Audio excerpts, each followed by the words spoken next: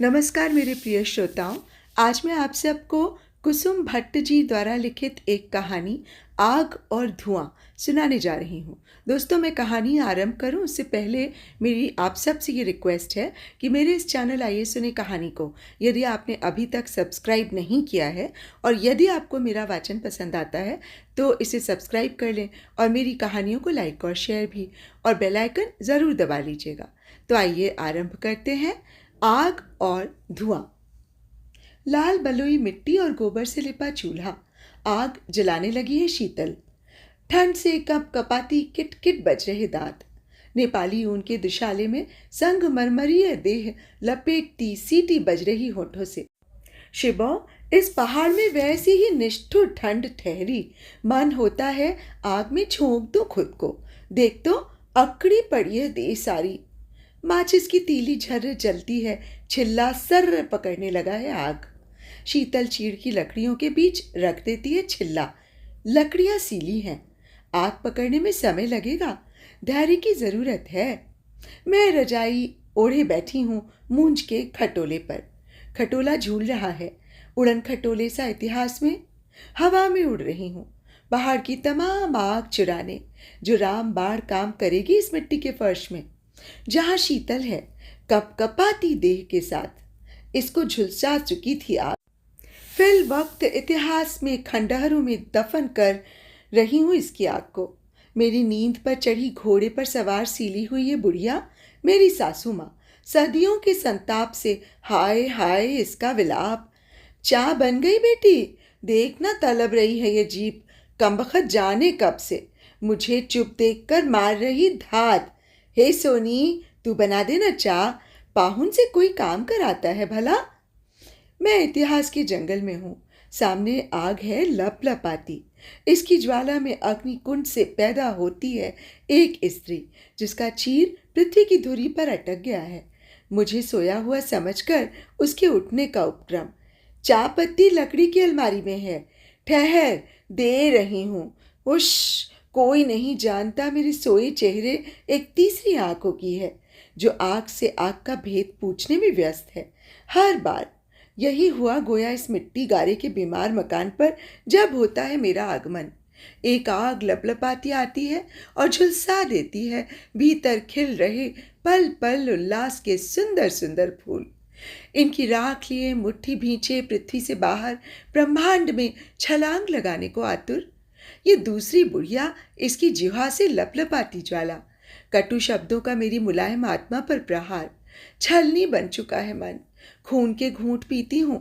अपने नमक का स्वाद जिस्म में कैसा होता है किसे बताती। कोई तो हो अपना इस वीराने में। अनगिन चेहरों की भरमार, लेकिन सब पर आए तो छलनी से इस आग को छानने की कोशिश में हूँ। नानी, तुमने क्यों होने दिया इतना अन्याय?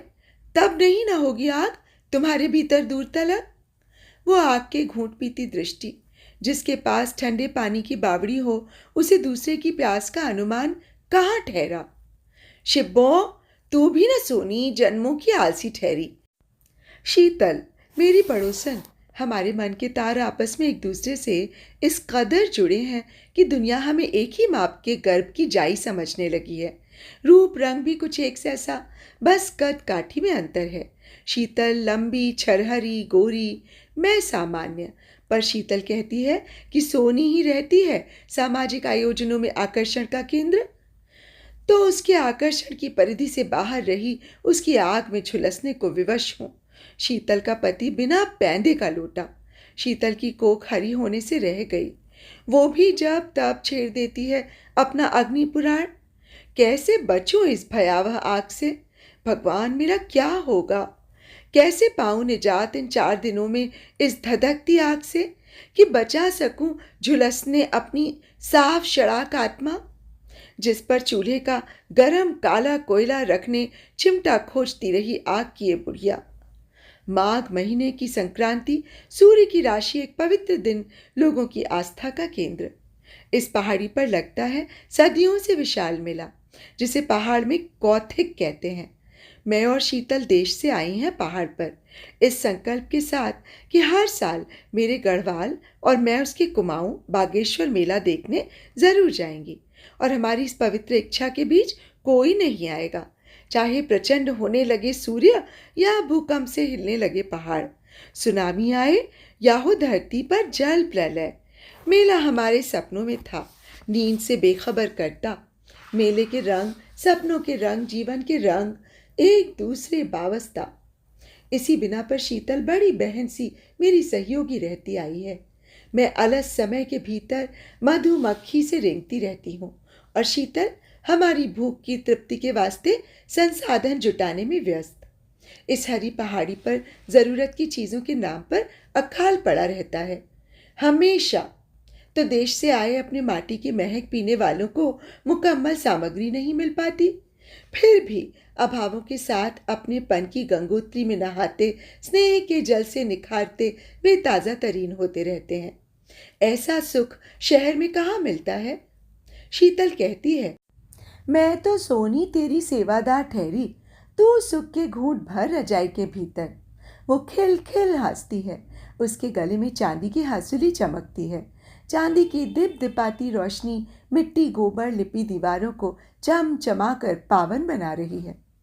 बुढ़ियो, तुम कष्ट न करो, ठहरो कंबल के भीतर, थोड़ी चाय पी लो और सेको सीली देह को।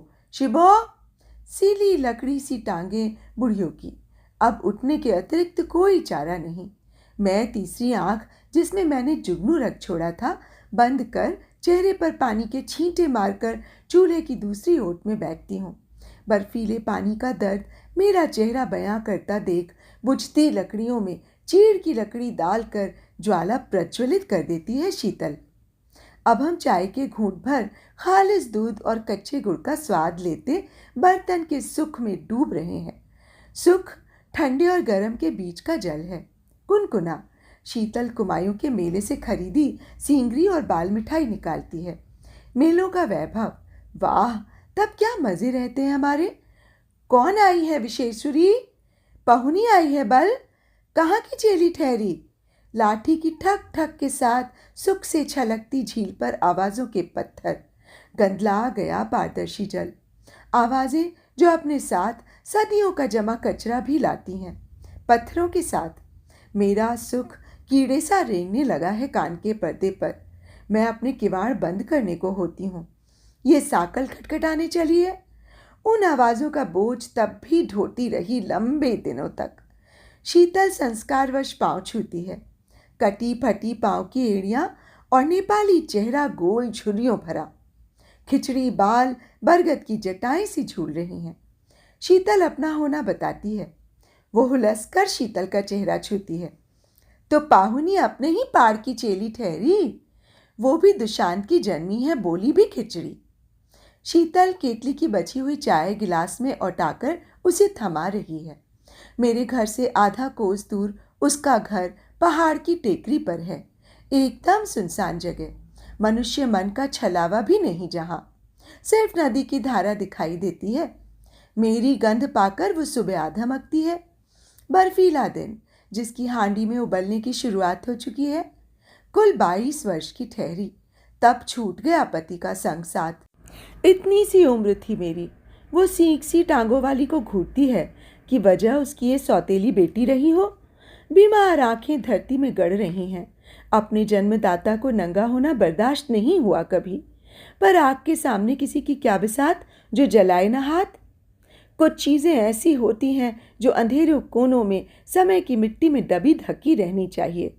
कई मर्तबा समझा भी चुकी थी कि अपने से उम्र में कुल जमा 5 वर्ष बड़ी स्त्री को, जिसे सदियों की विरासत संभालने के लिए खाटी पुरुष तोड़ ले आया था फूल बनाने, अविकसित देह में जबरन अपनी लिसड़ती कामनाओं के बीज बोने, आत्मग्लानि से मुक्त चीर कर पंखुड़ी, गोया माली इठला रहा हो उजड़े बाग में। उधारने पर समय की माटी अपनी नंगई में है, आंखों में किरचे डालने को विवश।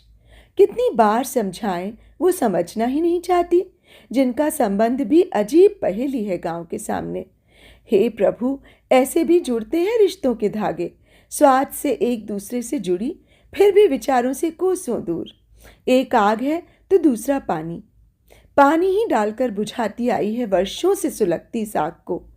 नियति ठहरी काल की, भूल क्यों नहीं जाती माँ। गोया माँ शब्द थप्पड़ सा पड़ता है उसके चेहरे पर। चिहुकती है, कैसे भूल जाऊं वो काली रात, मेरी कामना को अपनी आंख से झुलसाकर बीरा के जिस्म में घुल रहा वो अधेड़ पुरुष, जिसे पशु से भी बदतर हालत में अपनी भौजी के साथ पकड़ा मैंने रंगे हाथ। बेटी इस पल धरती में गड़ जाना चाहती है। आंखों की झुर्रियों के बीच पानी की बूंदें चिपचिपा रही हैं। गो कि उस रात का पशु पिता नहीं, वो स्वयं हो, आत्मग्लानि से लबरेज। अपनों के पाप से हम क्यों होते हैं गलीच, कोई बता पाएगा हमें। उस अधेड़ क्रूर आदमी की जांघों से कुचलती मैंने ऐतराज किया तो लाठी से ठकठकाता मेरी पीठ ऊपर चला गया था सिरहाना लेकर। भौजी का कमरा ऊपर था। बाल विधवा भौजी, चांद सी सुंदर आछरी, परी सी चररी देह, दूध से धुली देह चमक रही थी काली रात में। तब समझी कि मेरे देह को क्यों नहीं छूता मेरा अधेड़ मालिक, भौजी का रसिया। तो मेरे को गश आया ठहरा। पकड़कर टांग खींचने लगी। उसके बाद जो हुआ वो होश में तो नहीं ठहरा, कोई पिशाच ठहरा उस रात। धुनता रहा लात घूंसों से मेरी इस देह को, जिसे 12 वर्ष की उम्र में मेरे बिलखने चिल्लाने पर भी चीरता रहा था इसका वो पापी बाप। समय का टुकड़ा हमारी आंखों के आगे था अपने पाश्विक रूप में। इन बर्बर पशुओं को सहलाती रहती है खलनायिका की कोमल हथेलियां। इन्हें और भी पशु बनाती आई हैं। रूप की आछरी बाघिन में तब्दील होकर गुर्रा रही थी। इसको तो वंश बढ़ाने की खातिर लाया था मेरा देवर। मन प्राण से मुझी से जुग ठहरा, मैं क्या करती।